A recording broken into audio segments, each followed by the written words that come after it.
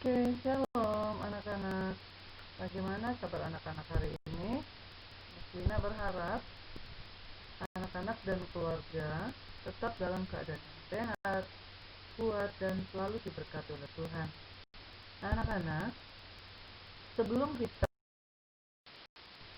memulai kegiatan pembelajaran kita hari ini, kita mau datang terlebih dahulu kepada Tuhan.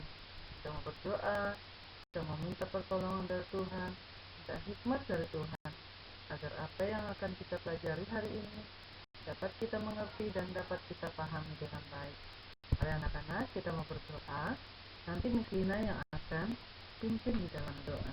Mari kita berdoa. Terima kasih Tuhan Yesus, kami bersyukur atas kasih-Mu, atas pertolongan Tuhan dalam kehidupan kami sepanjang malam, sehingga pagi ini Tuhan kami boleh bangun dengan tubuh yang sehat, kuat, dan selalu diberkati oleh Tuhan. Kami menyerahkan seluruh kegiatan kami hari ini ke dalam tangan-Mu Tuhan. Kami akan belajar, biarlah Tuhan berkati kami. Tuhan berikan hikmat bagi kami, agar apa yang akan kami pelajari hari ini Bapa, kami boleh mengerti dan kami boleh paham. Terima kasih Tuhan Yesus, Tuhan berkati juga keluarga kami, orang tua kami, saudara kami. Tuhan jaga, lindungi mereka. Terima kasih Tuhan, Tuhan berikan semangat bagi kami, berikan sukacita bagi kami untuk mengikuti kegiatan pembelajaran hari ini. Terima kasih Bapa, kami bersyukur dan kami memulai kegiatan pembelajaran kami hari ini. Di dalam nama Tuhan Yesus kami berdoa. Haleluya. Amin.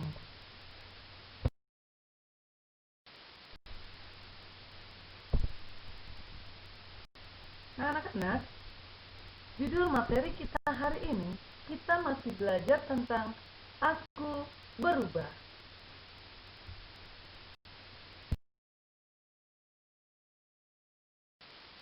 Nah, kita belajar bagian C, yaitu tentang meneladani Paulus. Ya, tentang apa? Tentang meneladani Paulus. Siapakah yang tidak mengenal Paulus? Nah, pasti anak-anak sudah mengenal yang namanya Paulus. Ya, anak-anak, kita lihat dulu Saulus adalah orang jahat, tapi sekarang Paulus adalah orang yang baik.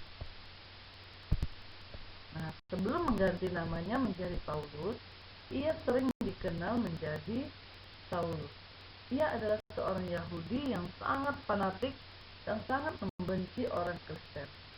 Ia melakukan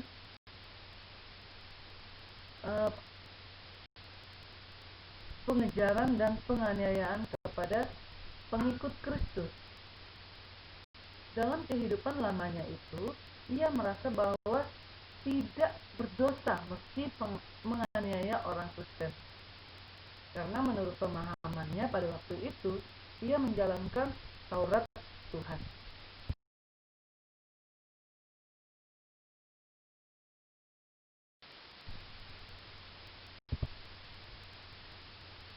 Saulus telah berubah, menerima hidup baru, dan menjadi Paulus setelah Tuhan Yesus menampakkan diri kepadanya.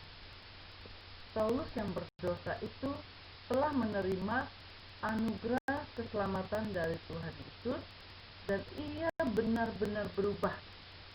Semula ia adalah pembenci Kristus. Kini ia telah menjadi pengikut Kristus.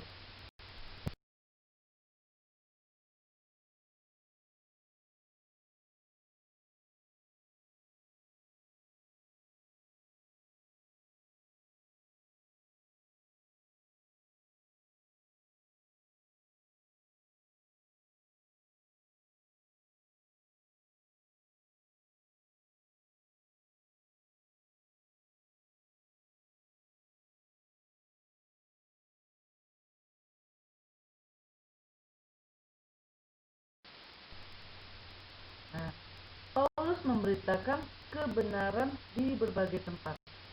Ia bahkan sering dipenjara karena imannya kepada Kristus.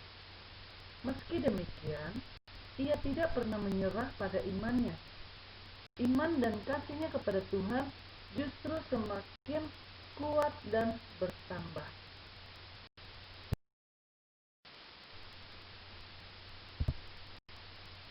Ini adalah tentang penjelasan tentang Alkitab.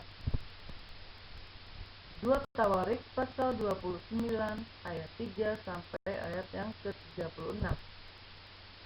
Bacaan ini menceritakan tentang hari Raja Hizkia yang melakukan perubahan total pada masa-masa pemerintahannya.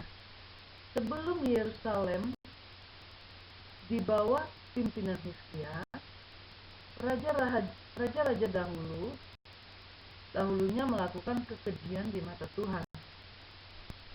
Mereka menduakan Tuhan dengan membangun patung-patung tuangan untuk disembah. Tetapi Hizkia tidak melakukan hal seperti itu, seperti pendahulu-pendahulunya. Ia melakukan semuanya itu karena ia tahu bahwa Allah yang ia sembah adalah Allah yang Maha Kuasa dan hanya kepadanya ia harus menundukkan diri.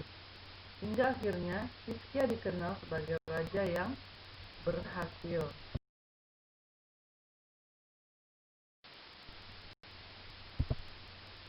Selanjutnya tentang penjelasan tentang Alkitab, yaitu di dalam Roma pasal 12 ayat 2.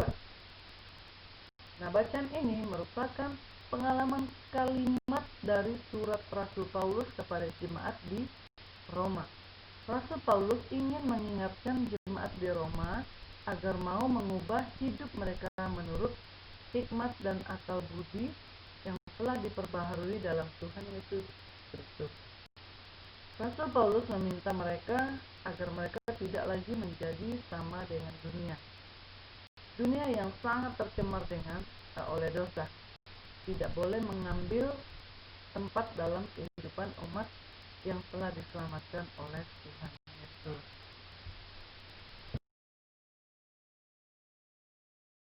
Anak-anak, sekarang tugas anak-anak, buatlah satu cerita pengalaman anak-anak tentang perubahan-perubahan yang pernah kamu alami dan rasakan, baik secara fisik maupun sikap hidup. Ceritakanlah juga perasaanmu ketika melakukan perubahan itu. Apakah kamu merasa lebih baik atau tidak? Oke anak-anak, selamat mengerjakan. Tuhan Yesus memberkati.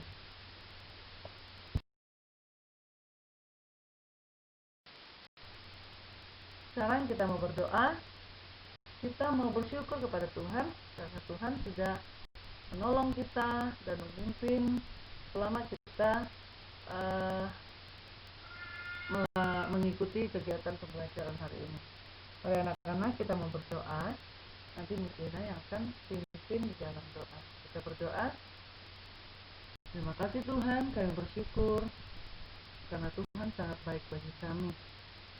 Saat ini kami sudah selesai belajar. Apa yang sudah kami pelajari hari ini Tuhan, biarlah kami boleh mengerti dan boleh kami pahami dengan baik. Terima kasih Tuhan Yesus. Tuhan terus memberikan kami kesehatan, kekuatan dalam menghadapi kehidupan ini Tuhan. Terima kasih Bapa yang baik. Kami bersyukur dan kami akhiri kegiatan pembelajaran kami hari ini hanya di dalam nama Tuhan Yesus. Haleluya. Amin. Oke, terima kasih anak-anak. Tuhan Yesus memberkati. Shalom.